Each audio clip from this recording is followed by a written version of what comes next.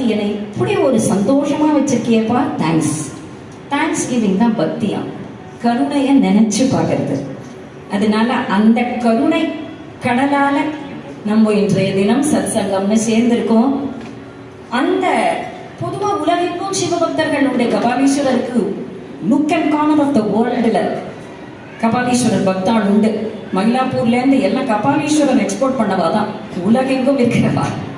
எல்லாம் பெரிய பெரிய சிஇஓ இருப்பா, பெரிய பெரிய மேனேஜர்ஸ், அட்மினிஸ்ட்ரேட்டர்ஸ், பெரிய பெரிய கம்பெனி எல்லாமே கபாலீஸ்வரர் கப்பா இங்கே அமைச்சவா தான்.